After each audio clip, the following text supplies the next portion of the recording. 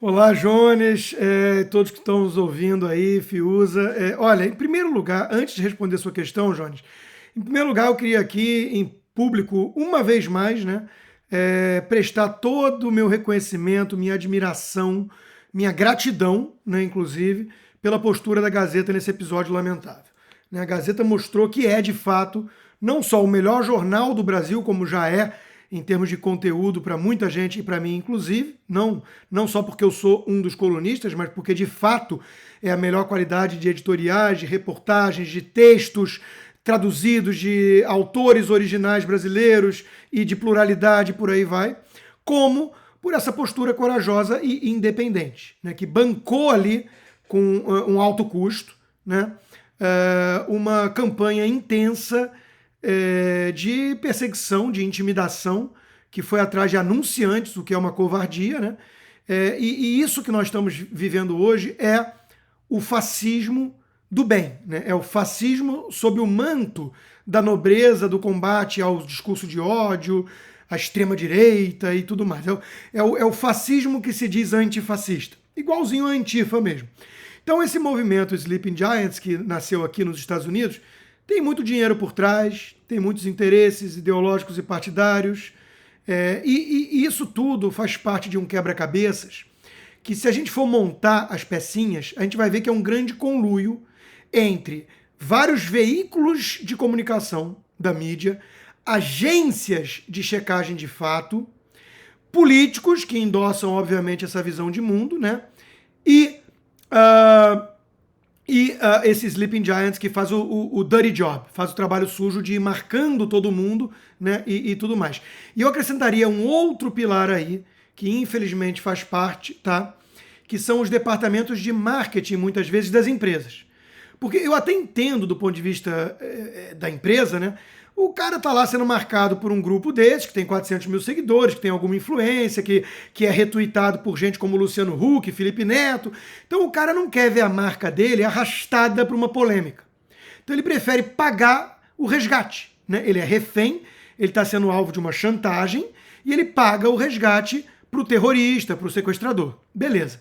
O problema é que muitas vezes isso vem trazido ao board da empresa, à diretoria da empresa, por um departamento de marketing que nós temos que ser realistas aqui, é muitas vezes simpático a essa mesma causa progressista ou dita progressista que o Sleeping Giants e essa turma toda diz vender, né? Então, já vem a turma do departamento de marketing falando, realmente aqui, pô, é uma coisa muito polêmica, muito tóxica, o sujeito defendeu o indefensável, né? E aí, sem maiores aprofundamentos, né? A diretoria toma a decisão, pô, sai fora, cancela, então não quero ver meu nome metido nessa sujeira. Então isso tem sido aí um círculo vicioso que o Sleeping Giants está sabendo usar para calar dissidentes, calar pessoas à direita. Então são campanhas de assassinato de reputação, de destruição de indivíduos e de veículos de comunicação e de empresas que ousam mostrar algum grau de independência e de compromisso com a verdade, né? Então eles têm tido algum êxito, eles têm tido algum sucesso, porque o fascismo tende a funcionar quando você está colocando a espada no pescoço da turma, né, e ninguém está saindo muito em defesa. Então o sujeito vai lá e toma o atalho, né, de menor resistência. Fala, tá bom, cancela aí, depois eu vejo como é que fica. E os veículos de comunicação idem, né? Eu fui demitido de 2, e recebi ligação do tipo, putz, vamos ver se essa poeira baixa, adorava sua participação, né? Você era a cara do programa, vamos ver como é que fica depois e a gente conversa, né?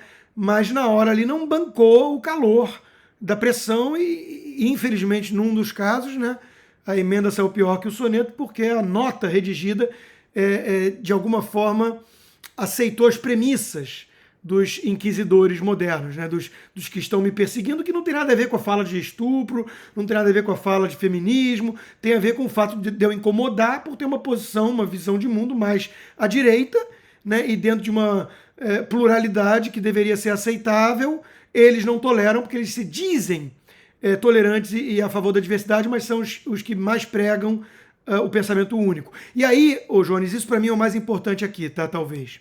É mostrar que eles estão usando as táticas leninistas, né, de acusar nos outros aquilo que eles fazem. Então vamos lá. Eles falam que são a favor da pluralidade e da diversidade, mas eles só aceitam o pensamento hegemônico progressista atual. Eles condenam robôs e gabinete de ódio e gado, né, e militância que segue ordens, e eles marcam tudo e todos assobiando, fazendo o apito, né, para chamar a manada para junto pressionar essas empresas e mostrar força, sendo que muitas vezes estamos falando ali de 8 mil, 5 mil tweets, sendo que quando uma campanha vem do outro lado, mostra muito mais força, como foi o caso da própria Gazeta, né? É a tal maioria silenciosa contra uma minoria organizada e barulhenta, né? Eles chamam de fascista os outros e esses são métodos fascistoides, né? E por aí vai. Então, quer dizer, na prática, o que nós estamos vendo é o quê? É o lobo em pele de cordeiro. Nós estamos vendo os verdadeiros fascistas, os verdadeiros inimigos da diversidade, os verdadeiros inimigos da pluralidade, perseguindo com uso de anonimato nas redes sociais, que eles condenam quando vem dos outros, né? Com uso de robôs e gados e por aí vai. Eles vão para cima de empresas para impedir a existência dos desafetos, né? E eles começam com um papo de que são radicais, extrema-direita, e aí pega lá um ícone como o Olavo de Carvalho, que eles copiaram exatamente o modelo americano do Sleeping Giants, que foi atrás do Steve Bannon, que de fato é um sujeito muito polêmico, para dizer o mínimo, né? Mas tem gente muito pior do lado esquerdo que é poupado, que são poupados e são protegidos, porque tem esse duplo padrão, como você já apontou na sua pergunta. Então, uma vez que eles conseguem descobrir que o método é eficiente contra um Steve Bannon, abriu a porteira, e onde passa um boi, passa uma boiada. Então, quando eles estavam perseguindo o Olavo de Carvalho, eu saí em defesa do Olavo de Carvalho. Mal sabia eu, e eu coloquei isso, né, gente? Hoje é o Olavo, amanhã pode ser qualquer um de nós. Mal sabia que eu seria o próximo.